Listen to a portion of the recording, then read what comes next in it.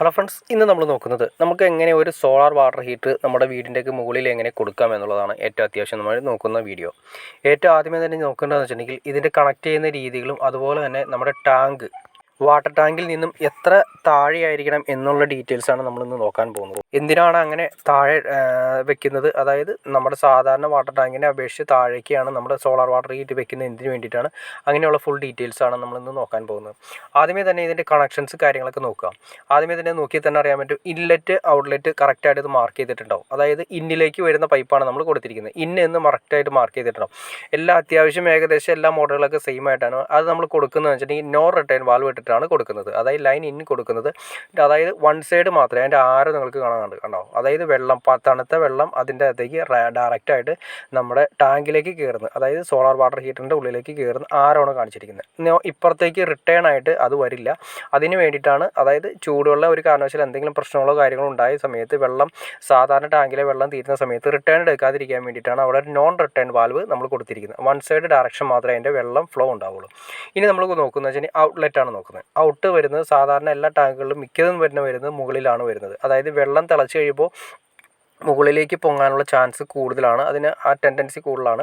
അതുകൊണ്ട് തന്നെ മുകളിലൂടെ ആ മുകളിൽ നമ്മൾ വന്നിരിക്കുന്ന ഔട്ട്ലെറ്റ് വരുന്നത്. പിന്നെ അതുപോലെ തന്നെ നമ്മളൊരു എയറിൻ്റെ പൈപ്പ് കൊടുത്തിട്ടുണ്ട്.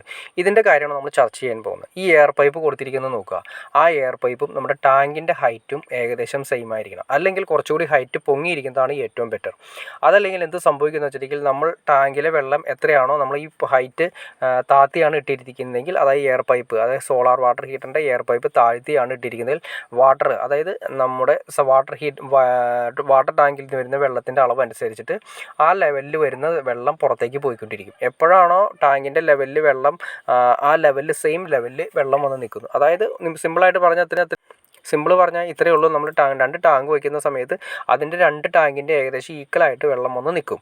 അത് തന്നെയാണ് ഇതിൻ്റെ അവസ്ഥ. അതായത് അതിൻ്റെ നമ്മൾ സോളാർ വാട്ടർ ഹീറ്ററിൻ്റെ ആ എയർ പൈപ്പ് നമ്മളെപ്പോഴും നമ്മുടെ വാട്ടർ ടാങ്കിൻ്റെ അപേക്ഷിച്ച് കുറച്ചുകൂടി പൊക്കി വയ്ക്കുന്നതാണ് ഏറ്റവും ബെറ്റർ. പൊക്കി വെക്കണം, അല്ലെങ്കിൽ ഓൾറെഡി നമ്മുടെ വെള്ളം അതിലൂടെ പുറത്തേക്ക് പോയിക്കൊണ്ടിരിക്കും. അതിന് വേണ്ടിയിട്ടാണ് അത് ആ ലെവലിൽ കൊടുക്കുക. അതിനുശേഷം മുകളിലായിട്ട് ഒരു എയർ സിസ്റ്റം കൂടി കൊടുക്കുക. അതൊരു വട്ടോട്ട് കഴിഞ്ഞാൽ ആ എയർ സിസ്റ്റം കൂടി ആയി കഴിഞ്ഞു. പിന്നെ അതുപോലെ തന്നെ നമ്മുടെ വാട്ടർ ഹീറ്റർ കണക്ട് ചെയ്യുന്നത് നമ്മുടെ സാധാരണ ടാങ്കിനെ അപേക്ഷിച്ച് മിനിമം ഏകദേശം ഒരു 2 അടി, അല്ലെങ്കിൽ നമുക്ക് ഒന്നും ചെയ്യാൻ പറ്റിയില്ലെങ്കിൽ ഒരു അടിയെങ്കിലും താഴ്ത്തി, അതായത് 30 സെൻറ്റിമീറ്റർ എങ്കിലും താഴ്ത്തി വേണം നമ്മൾ വെക്കാനായിട്ട്. അതായത് വാട്ടർ ടാങ്കിൽ നിന്നും ഒരു 30 സെൻറ്റിമീറ്റർ താഴ്ത്തി വേണം വെക്കാനായിട്ട്. അത് വെള്ളത്തിൻ്റെ ഫ്ലോ കിട്ടാൻ വേണ്ടിയിട്ടാണ്, കറക്റ്റ് ചെയ്ത് കിട്ടാൻ വേണ്ടിയിട്ടാണ് നമ്മൾ അങ്ങനെ താഴ്ത്തി വയ്ക്കുന്നത്. അതല്ലാതെ ഒരേ ലെവലിൽ വെച്ചിട്ടുണ്ടെങ്കിൽ വെള്ളം ഒരേ ലെവലിലും ആയതുകൊണ്ട് ആ ഫോഴ്സിൽ ഇതിൻ്റെ അകത്തേക്ക് വെള്ളം കയറില്ല.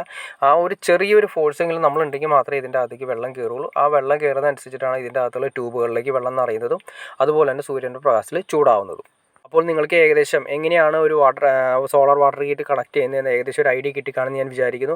ഒരു കാര്യം ശ്രദ്ധിക്കുക, നോൺ റിട്ടേൺ വാൽവ് ഒരിക്കലും ഇടാൻ മറക്കരുത്. കാരണം എന്തുകൊണ്ടെന്ന് വെച്ചിട്ടുണ്ടെങ്കിൽ വെള്ളം, അതായത് നോർമൽ ടാങ്കിലെ വെള്ളം തീർന്നു കഴിഞ്ഞാൽ വെള്ളം ചിലപ്പോൾ റിവേഴ്സ് എടുക്കാൻ ചാൻസ് ഉണ്ട്. അപ്പോൾ ചൂടുവെള്ളം സാധാരണ പച്ചവെള്ളത്തിൻ്റെ PVCയിലേക്ക് കൺവേർട്ട് ചെയ്ത് പോയി കഴിഞ്ഞാൽ എല്ലാ പൈപ്പുകളും ഉരുകി പോകാനുള്ള ചാൻസസ് കൂടുതലാണ്. നല്ല തിളച്ച വെള്ളം രീതിയിലാണ് നമ്മുടെ സോളാർ വാട്ടർ ഹീറ്ററിൽ നിന്ന് വരുന്നത്. അതുകൊണ്ട് മസ്റ്റായിട്ട് നോൺ റിട്ടേൺ വാൽവ് ഇന്നിൽ, അതായത് പച്ചവെള്ളം വരുന്ന ഡയറക്ഷനിൽ ഇന്നിൽ കൊടുക്കുന്നതാണ് ഏറ്റവും ബെറ്റർ. ഓക്കെ ഫ്രണ്ട്സ്, നിങ്ങൾക്ക് ഈ വീഡിയോ ഉപകാരപ്പെട്ടെങ്കിൽ തീർച്ചയായിട്ടും ലൈക്ക് ചെയ്യാൻ മടിക്കരുത്, ഷെയർ ചെയ്യാൻ മടിക്കരുത്, സബ്സ്ക്രൈബ് ചെയ്യാൻ മടിക്കരുത്. ഓക്കെ ഫ്രണ്ട്സ്, ഒരിക്കൽ കൂടി പറയുന്നു, ലൈക്ക് ചെയ്യാൻ മടിക്കരുത്. Okay friends, okay.